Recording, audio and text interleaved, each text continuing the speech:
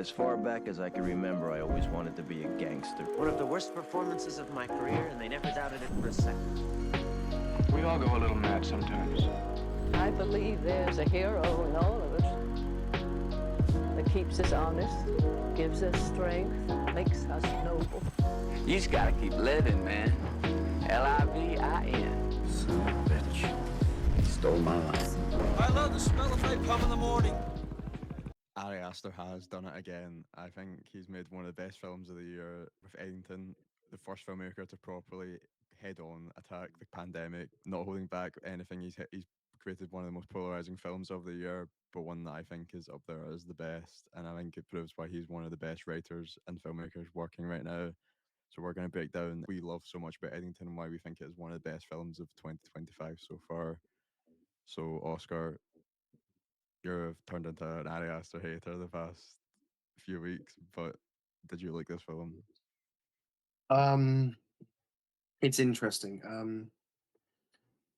I coming into this, I was a bit skeptical, and I think kind of any COVID-related film always never really piques my interest, because like most of the COVID films we've got have just been really annoying and not really doing anything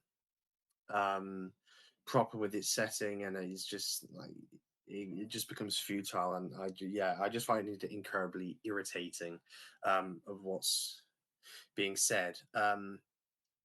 And I don't really have a great relationship with Ari Aster. I don't really like Midsommar or Hereditary. I think Birds Afraid is fine, but to my surprise, I did actually really like this film. Really did like it. And I think it's one of those films. It's incredibly easy to write this film off, and not to give it a second chance or a second thought. And that's not to say that the negative reviews are bad, because there's some fantastic like negative reviews that I've read. Like I don't necessarily disagree with what they're saying. And there are some incredibly well pieced together negative pieces on this film, and it's one of those films that is bound to have that. It's polarizing by nature.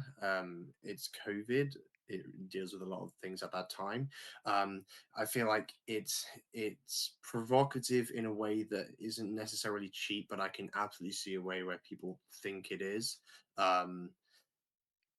And I was more engaged by it and more impressed by it than I thought I would be. I thought it was going to be just this kind of, here are things in COVID and here's what's happening, here's certain things. And I thought it was going to be quite ill-mannered in that sense, but it actually has a lot going for it that I really was not expecting.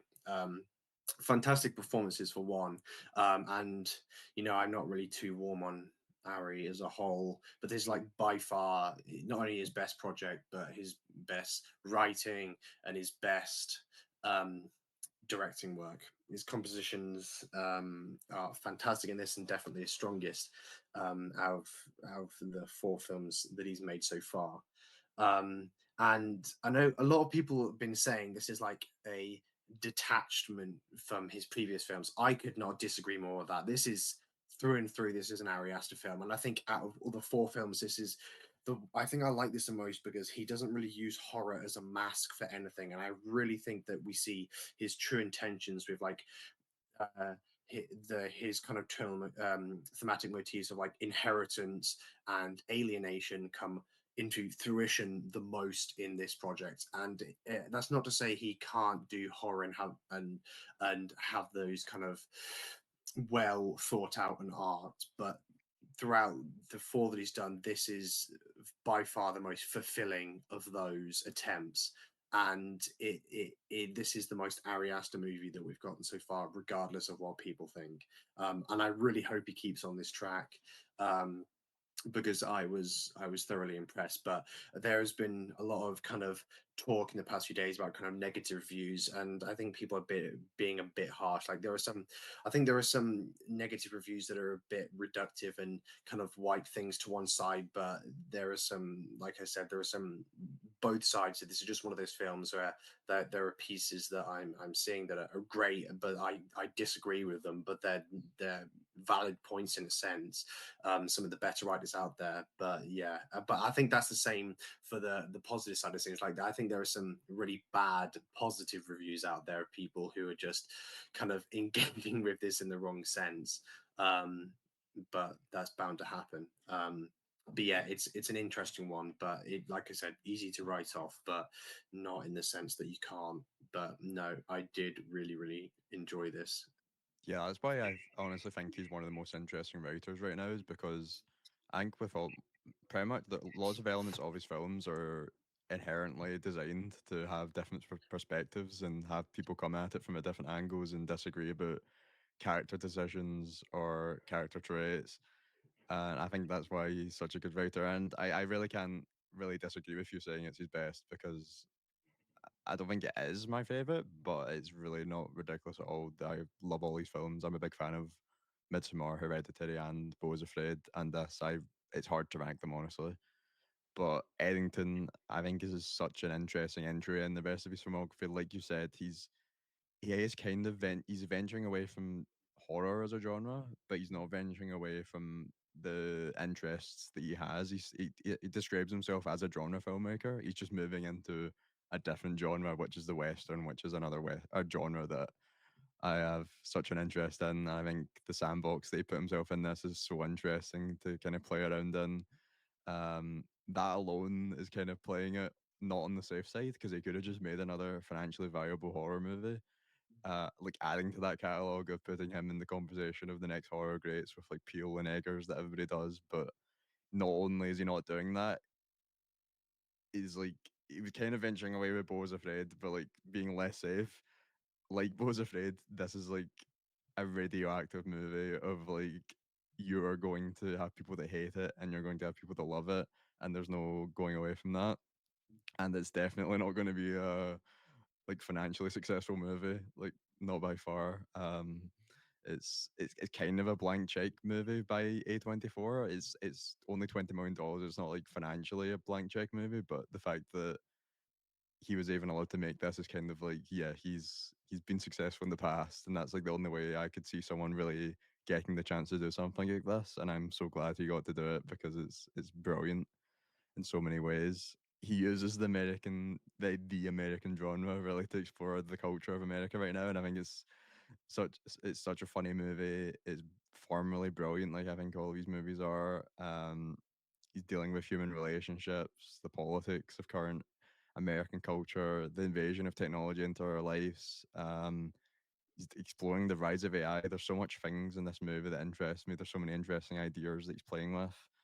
Um, but it's also just such an exciting genre movie as well. It's in one part it's a contemporary western, part political drama, but it's also like a dark comedy where it's one of the funniest films of the year, where each character can be laughably stupid one moment, and as if they're in like it's like a live action like South Park episode at times, and then suddenly it's like a chaotic thriller the next. It's doing a lot of things, but it's a lot to blend together. But I really think he does do it brilliantly. This is one of my favorite movies of the year by far. It's really brought 2025 to life for me.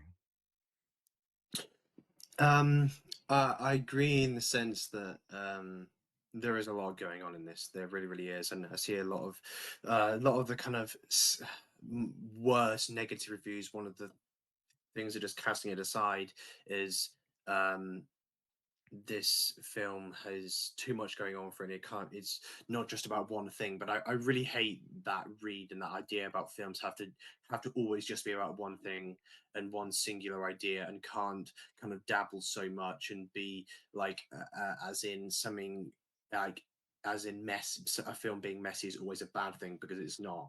Um, and This film evolves at such a rapid rate after kind of the back half of this movie, and it is for me. Yeah, I found it worked so well, and um,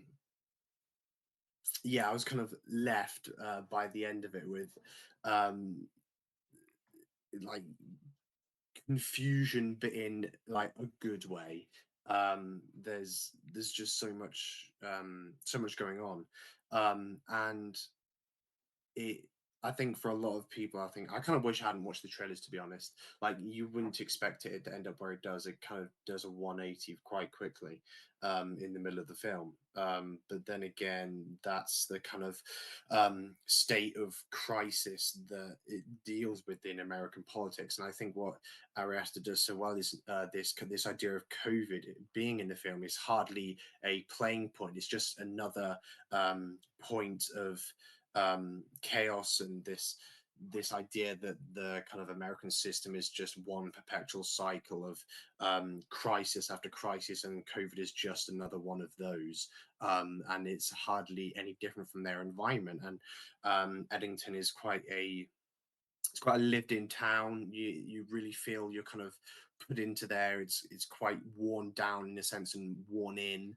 And we're not kind of thrown in right at the beginning of the pandemic. It's May, so we're about 2-ish months into it, I suppose. And even for an isolated town, which is what this film deals with, it kind of isolates itself, and its characters really love to isolate themselves and refuse to acknowledge that they are connected to the outside spheres. And it's really brilliant. Like, for the first half and a bit, where we only see America through like digital screens, and I've I kind of like to think that loads of filmmakers have just seen the comment by Robert Eggers about him hating, he never wants to shoot a car or shoot a phone, because this year has just between this and The Shrouds and Seven Veils as well, there's just some incredible way that phone screens have been composed in various like uncanny ways. The way that Ari Aster uses negative space in this, I think, is really, really clever. How he kind of isolates his images, like it's frame within a frame, but it feels so contained within these screens. And all of them deal with this like hypermediation of our lives, but how we constantly see everything through kind of screens nowadays. And I really like the way he deals with kind of manipulation in this film, and how it's interesting because he talks. One of the touching points of this film is about activism, and I think it's really, really interesting. And I know some people will say it's like brave or anything, and it's a touchy subject. I don't know if I'd go that far, because I feel like it's an easy thing to make a prod at, and I don't think it's provocative for the sake of being provocative. I feel like you've got to get a point where you do face that, and I feel like a lot of filmmakers just think that this shouldn't have been. A lot of filmmakers, people think that was made too early. But I think it's interesting to look back on this in the short term, because I can completely agree with somebody who would think that there's a lot of things in this that are provocative for the sake of it. But I found and with this kind of activism center, and the way it deals with the change in activism around its playing with technology, how it's only now done through a screens and all the information. And the best aspect about this film is it's centered around the death of like physical and material politics, which I think is the key to this film. And how everything is moving away from the physical and fading into online, and COVID was the perfect spark point for that. It's like COVID is just happens to be centered around the fact that politics is moving into the digital, and I completely disagree with this, that this is a timely and convenient piece because Aster had this in the can since 2018. He's from New Mexico. He's grown up in New Mexico. I've watched interviews where people have talked about, and this, as much as I'm like, realism is a fairly skeptical slippery hill in film for me anyways, but this is a genuinely, from what I've heard, a realistic depiction of a New Mexico town during COVID, and what goes on. And I think people are kind of shoving that to the side far too quickly. And with that, we get kind of the other read to this film is that this film is really centrist, which I completely disagree with. I think it's so obvious which way this film leans, and obviously the back half of this film especially, and in how pathetic our lead character really is. And like I said, I think this film is more dealing with how not necessarily not centrism at all, it's not, but how we are interacting with politics now and how we are expressing that. And along with that came the activism, which is a big part of what propels this film forward. We get kind of the riots sparked by the death of George Floyd, the murder of George Floyd in 2020, and the subsequent BLM protests, which take place in this film. And this film really deals with the kind of empty white activism that followed on from that, like comments about how accurate just like an empty New Mexico town and like the local BLM protest is just all white people. And I think one of the things that I would agree about some of the negative, not necessarily about the film, but more about the reactions about, there are a lot of sometimes kind of white audiences who aren't able to take that critique about themselves, and about what Arias is trying to say about this devoided activism that has just become solely driven through screens, and it entirely centered around entirely done by through white people mostly. And I think it's a critique that some people really don't want to hear, but it's wildly true. And I really, people getting angry at people critiquing that, I don't see why. It's so true. And in a sense, I don't think that's necessarily a provocative point for the sake of it, but again, I can see why. But I think Aster really plays with the idea that he thinks that people are going to see this film through a centrist lens. I really think he weaponizes this being such kind of a straight down the middle, and I think it's such a misguided label, and he kind of mocks that in a sense, and how tightly people view politics nowadays, and how it's just specifically the American system is, everything is really binary. It's like left or right, and that's it, and there is nothing beyond that. And I think this film really plays on with the kind of really plays with that idea, and just completely subverts the concept of binary politics. And I think that is the best part about this film, and what I found so engaging. And yeah, in a sense, it is. I don't know if I'd call it daring, this film, but in a way, like, no one else has been able to do it. But I wouldn't go as far to say, oh, this is like such a heroic film from Ari. I can't believe he's done this. Like, I wouldn't, like, I think it's easy to present those ideas, not that anyone would, but I'm more impressed that I didn't feel that he was. I feel like it's smarter than people think it is, and I'm pleasantly surprised that I didn't think it was kind of handled with what I think it is purposely handled with humorous and ignorant intent, in a way to reflect how that was being portrayed in the time, and the comedic effect that comes with this, the empty white activism that I talked about. Um, and yeah, it's kind of, it's fascinating to think about, but obviously we'll get in this film goes into a lot more than just that. But yeah, I think the centrist allegations of this film are wholly mislabeled. I totally agree. It's really funny in a way to look at I guess the criticisms of the extreme left, but it's not even like criticizing the left because it's more like the main activist, the boy in this, he turns into like a right wing grifter at the end who starts podcasts and like gets rich off it.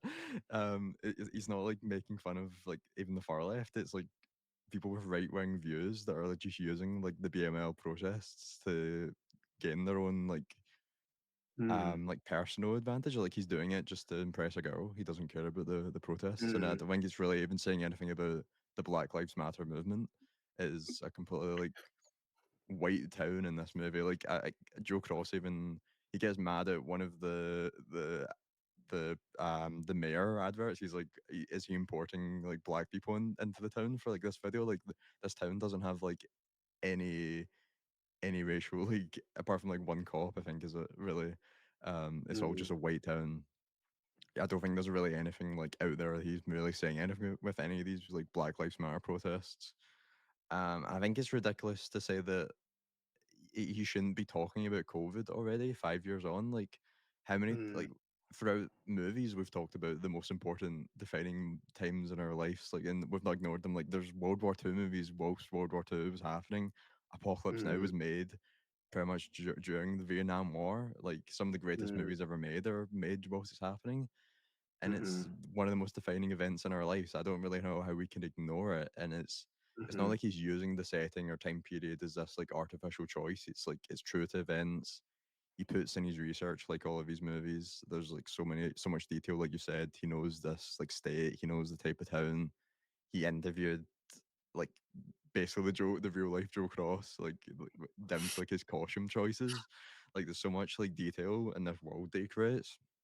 It's so real to events. I didn't expect him to go this real, like literally naming like George Floyd. I didn't expect them to like go straight out like just naming real life events that blatantly. But there's also something very satisfying about someone even just like acknowledging the impact of these moments, even if they aren't like revolutionary things to say. It's just nice to see someone in art acknowledge that they happened and kind of explore the impact it's happened on, because this is using the Western genre is always talking about America advancing into new eras. And I think that's one of the most interesting. That's really what this film is about. Is like you said, it's about a new world into like fully digital, where like the physical world's pretty much fully gone. Um, I don't think there's a better genre to really accomplish that with. Like what Aster's going for here is a defining American genre. It's at its most interesting usually when it's contending or destroying the idea of America. Like John Ford's movies, like Who Shot the Man Who Shot Liberty Balance, or Clint Eastwood's Unforgiven, are like concerned with like the end of the like that like Western Wild West era of America and the kind of more civilized building of New America.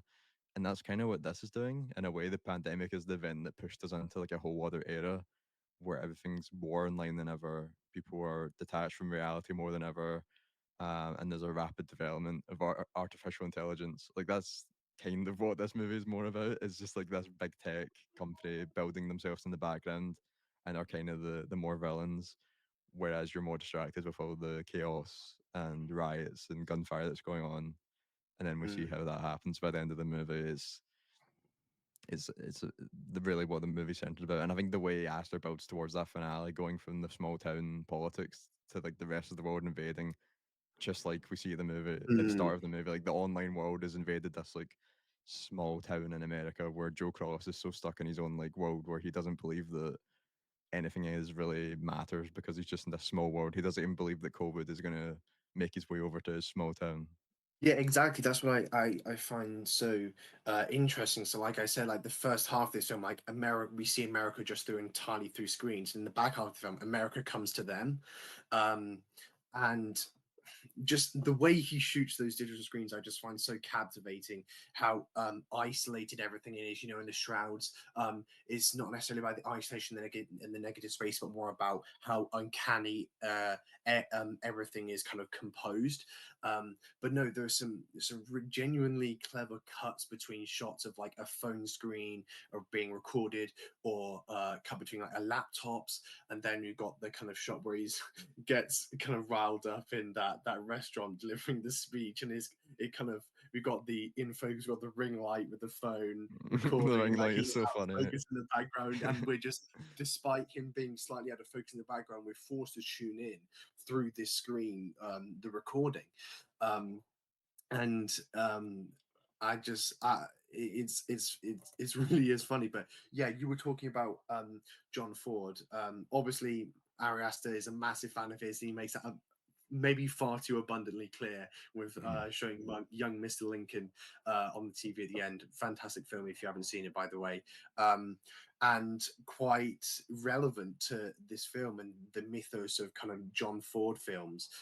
This kind of false hero who thinks he's everything, and people who are kind of easily fell for that idea, even audiences, I'm sure. Like I said, the bad positive responses will probably come for the people who think this guy's some type of hero, but in reality he is like the biggest moron you can imagine. And I think he kind of uses this young Mr. Lincoln and the kind of ideas of John Ford as this man who is looking for this American tradition, which is what's so much of his about, and is still attached to those ideas, which is what kind of like Searchers and young Mr. Lincoln kind of deals with in a sense. But then yeah, in reality they're just the biggest idiots, and you can imagine, and it is quite funny to see those reads. But and you were talking about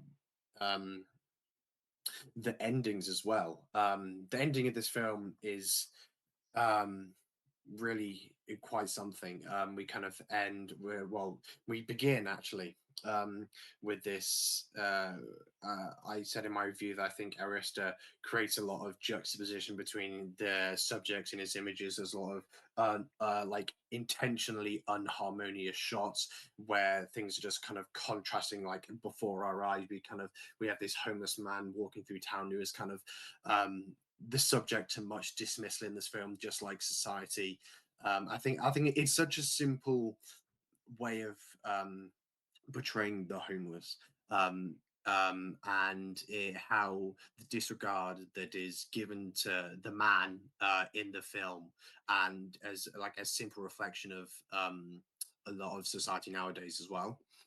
And we begin as he's kind of mumbling along, and we see the sign for the new data center in the background. Again, quite unharmonious between the man and that data center. And the ending of the film, we end with the lights of Eddington off in the background, and the data center has been built. Solid gold magic art. And Like there's also a point in the movie where both aspects are completely forgotten about until like the end. Nobody really cares about the homeless man, and people stop caring about the data center being built. Exactly. It's what I like is the way Aster, he intentionally forgets about it, but there's still something nestled in the background of every image that like it builds up to like the moment. So it's almost like it's always there. So it's never really forgotten about, in a sense. But we kind of get to the end, and we've got the data center at nighttime in bright lights at the front, and Eddington often in the background, and it's quite a nihilistic and cynical ending. Like you were talking about those John Ford endings pointing toward a different future. This is doing the exact same. Like this state of technology is like just the beginning. And I saw a bit on Twitter, and I can't believe I didn't think of this, but obviously Magikarp, famously a Pokemon, is something that starts out like completely useless and evolves into something crazy and extremely powerful, which I think is the perfect analogy. Yeah. and name placing for the kind of state that and of AI and technology that Asta kind of deals with. Um, and yeah, as a It's satire, also I just think. funny to laugh at the way that the ridiculousness of that Mm, kind of world is. Solid Gold mm. Magikarp, like I think that's not even a real name. And there's a really funny joke when they're trying to come up with slogans. I think it was I don't know, it says something like we can get Bitcoin in the world and get everybody in the town use it to get the country residents on the blockchain too. The funniest thing, there's so much hilariously accurate things that this film deals with, but I feel like always skeptical about realism in a sense, but and not just the fact that something is accurate, is the fact that it's good. But there's something hilarious about the way Aster portrays right wing delusions and things like that. And like, so the tech centered capitalist things, Joe Cross and his team, they hate that. They don't want it there, but they themselves are campaigning for Bitcoin at the same Mm. time. There's So so just much. buzzwords. It's like delusion and paranoia in a sense that it's like clashing. Like, you're trying to oppose this, but you're doing something. You're supporting something equally as worse, and in the same field, in a sense. Um, and I listened to some other interviews and kind of podcast talk, and at one point it's all brought up. And kind of the family, obviously, whacking Phoenix. We've got the sheriff. Emma Stone is kind of this really silent character, but Ari doesn't indulge in either Austin Butler or Emma Stone that much, and we really do not see them. There's so much lingering in their like silence. Like, Emma Stone hardly talks; she's quite a shy character, um, and I think that's quite an interesting idea, Yeah, because usually unrecognizable. I think this is such an yeah, incredible she looks performance. like Sissy Spacek in Carrie, um, Yeah. and this role is kind of opposite for her, because usually Emma Stone is kind of this big star who's kind of more loud and um, more performing centered, but this is like something that's completely different, and I found that. Aster kind of grasping with the concept of a movie star really interesting, especially with Butler as well. Um, and the dynamic between Emma Stone and her mother, I think, is really interesting, because both are basically the same person. They share like the same ideologies, like Mm. conspiracies, and yet they have arguments with each other about they're so how both of them are wrong. And this delusion um, is is just so fascinating to watch. And this alienation that is brought out by endless conspiracy theories, like this right wing obsession with paedophile rings as well, that is brought kind of Austin Butler's character who does a fantastic Russell Brand impersonation throughout the entirety of this film, um, and kind of takes Emma Stone's character's way. I forgot her name in the film, actually. Um, and yeah, we're kind of led to a point where her presence is still there, but obviously she kind of dwindles towards Austin Butler's side of the film towards the end of the film. And yeah, I think those dynamics are so funny. There's so many. I do want to watch it again, but there's like so many kind of one-liners in this, like little one-line quips, a piece of comedy, like are really quick to miss, but that are really funny. But I think performance-wise, this is like Joaquin Phoenix's best performance in years.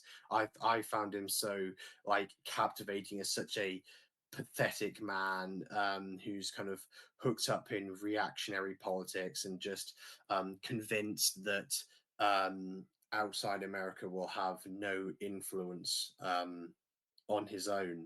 And he is kind of so narrow minded in that sense.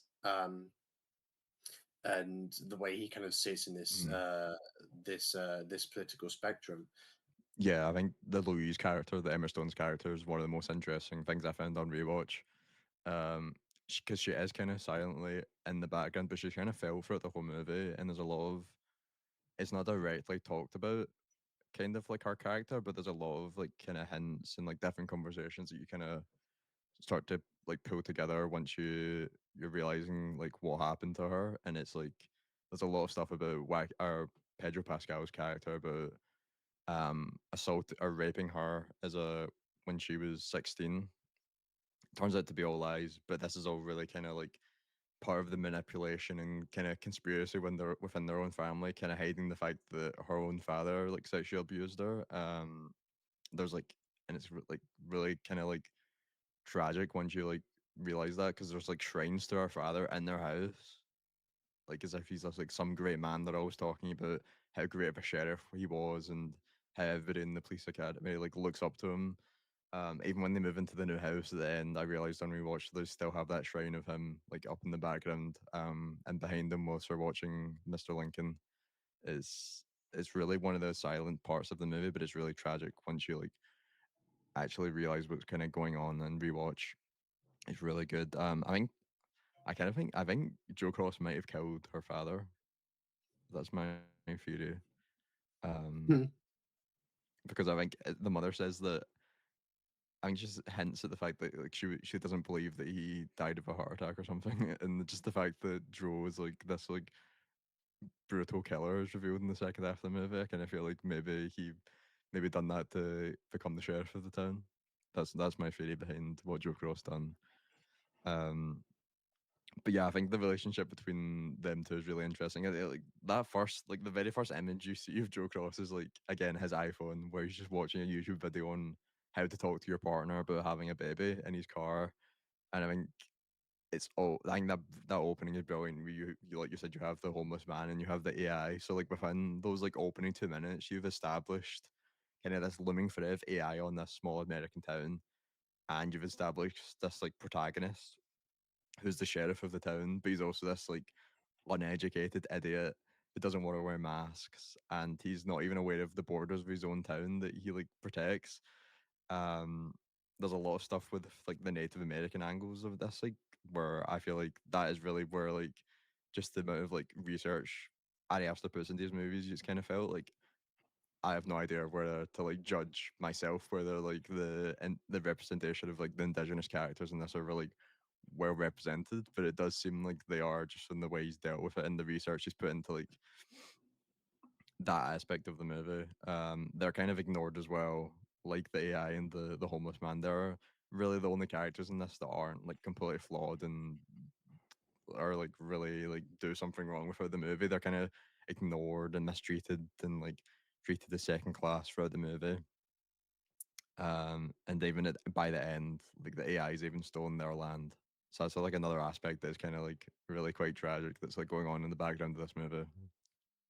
I think it's really interesting. I was talking about this idea of inheritance, and like one of the opening shots of the film is Joaquin Phoenix on his phone, and he's getting everything through the screen. But I think it kind of comes to bite me in the ass later, because I think who the son of the mayor, I've forgotten his name. It's not Brian, it's the other guy. But I think he kind of sees that kid in a sense of jealousy, in a way that he has a son and he wants one. And I think the scene where he kills both of them is actually like, it hits a lot harder when um is a lot more poignant when it's kind of viewed in that way, that he was this guy like a moron, but he actually wanted kids. And yeah, him killing the son is in that moment is quite sad. It's a very Yeah. well done scene. Like I think the sound design's incredible, but it's just out of nowhere you see this like flash of light and then a bullet flies through Pedro Pascal. I think it's such Mm. a the It's tension is so well done. that shot, that I love the way that you can see the flash the second before the shot hits. It's so nice. It's just something, it's well constructed scene, very well. And then obviously we get into all the Antifa business in the last half, which is ridiculous. It is quite crazy. But it's, yeah, it's mental. It turns into like a like I think Ari Aster described it as like it turns into an 80s action movie. Yeah, it's the obviously more kind of Ford related stuff, like Western is dealing with this kind of sense of territory and borderlines between things, and obviously the Native American and kind of indigenous spaces. I'm not going to sit here and say that this is like, oh, this film deals with a lot of things about race, and I've kind of spoken about it before. It's not. It's like I like this film, but it's far from the best thing that is handled in this film. Like I think it exists in the film because of, I guess, the time that it sits in. But I think it's maybe it's an interesting debate because I feel like he explores it in a way that is just kind of on the surface level, like realistic in a sense. But I wouldn't go as far to say like this is like a pioneering um, uh, take on racial discourse in a sense. Like I think there's like it. I think it handles it's fine. But who am I here and just say to be honest, I have no place to speak. White people talking about how white people deal with Exactly, racial politics, exactly, right? exactly. I have On stolen absolutely land, no on place. stolen land. I have absolutely no place here to talk about that. That is not my It's not my place to talk about um, racial politics necessarily because I'm just falling into the trap of what the film's trying to say in a sense. And I but I feel like it's one of the weaker parts in the film that, in a sense, the way it tries to dabble. Not, I don't necessarily think it's terrible, but I think there's so much. This film is trying to focus on so much more things necessarily than what that there is. Like it exists in this film, whether or not I think it's one of the weaker, like thematically weaker than some of the other aspects like technology and the way it deals with politics as an overarching thing. But it exists in this film. But like I think, in a way, I don't know if he had to approach it in that sense, but yeah. Uh, I don't like I think said, he's approaching it in any sort of like weird way. He's really just making fun of the way white people approach racism. yeah. Like, there's a lot of But funny then moments again, where he goes across. It's that's like, just like it's just like the thing you said, like white people talking about white people talking about white, and it's just like this film, like we don't really have any place to talk about the issues that is being dealt with in that sense, and far more superior and more intelligent um, opinions out there from not um, from white people necessarily, which that Twitter comment was very funny and very true. Like yeah, we're just two white guys talking on a podcast with exactly what this film is critiquing, and yeah, pretty much. but yeah, the ending, the switch to um the right wing grifting at the end, and obviously we kind of quite a slow, we get that slow zoom out of like the phone screen sideways, and I'm trying to like tilt my head like this in the cinema, like, oh, what's it saying, as we like slowly pan out from this phone of the guy that's like oh, I saved this guy, or oh, I killed this guy in like self-defense or whatever. Oh, look at me, I'm going on a podcast now. I'm starting a podcast. And just like right-wing grifting. A great scene, by the way. And He hides behind the car whilst Joe Cross gets a knife jabbed I into his head, know. and he comes out filming it. And misses about Oh, 7 shots before he hits the guy. mm, Uh, yeah. It is. Uh, it's again, it's like the Aster creates so much humor out of like genuine like sadness, and like he almost, I know Cronenberg was talking about it being like, should we be laughing at this? Like, are we allowed to laugh? And I know he deals that with the Shrouds, like separate film, thematic. Obviously, both deal with technology, but quite different films. But like, should like some aspects, I'm like, yeah, should I be laughing at this? Should I not be? Um, the last act, it creates a lot of like I talked about, a lot of dissonant and images and a lot of unharmony, but I mean that in a good way, and I really think that's what this film is ultimately going for, far aside from its racial politics. I think there's some incredible images in here. Darius Conjay does such a great job of shooting this. Oh my goodness, that wide angled shot at the beginning of the homeless guy looking over Eddington, Yeah, so incredible. good. That's really, really nice. That might be my Um, favorite shot. yeah, just the way he captures the landscapes is very like inspiration from John Ford movies Mhm. again coming in there. Um, but yeah, it's so good. I think there's another like wide shot of it's when he's spraying on Pedro Pascal's wall and like you hear the spray can spraying and the car flies across the screen like horizontally as the spray can is like spraying. I think that's a great shot. Also quite funny just the sound design in it. Um I think the funniest moments just come from like all the random conspiracy moments that he sprinkles in for this movie as well. By the end, there's when he's getting like pushed in a wheelchair up to his house. His mother-in-law is like talking about like 9/11, like couldn't have like the towers couldn't have came down like that unless they like exploded the base of the towers. um, Another cameo by Ari Aster.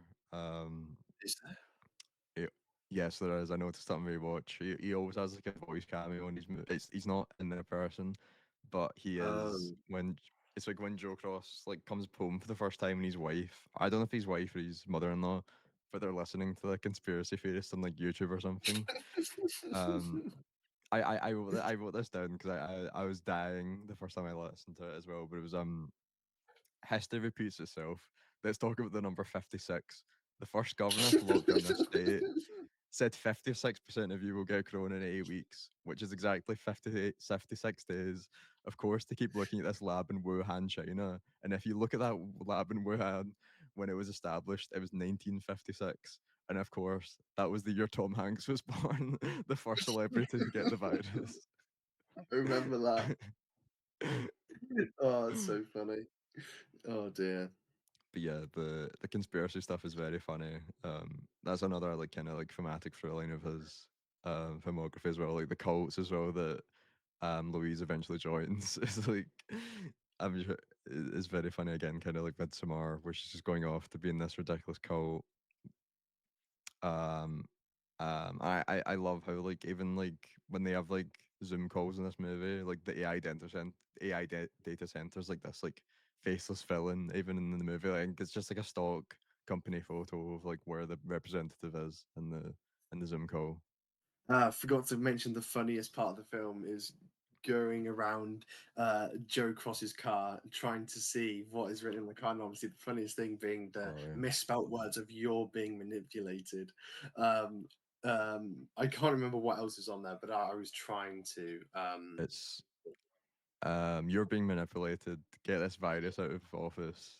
Um, Hmm. don't let Eddington, New Mexico turn into Facebook, New Mexico. That's some of my favorites. And I like how I know it's just a simple idea, uh, um, but like the younger people on this film, whenever I see social media, it's always Instagram, and the older characters, it's always Facebook, um, Yeah. which is interesting. I know Pedro Um, Pascal has Discord on his computer. It's an interesting idea, the fact that how someone uses their phone or computer tells us like a lot about their character.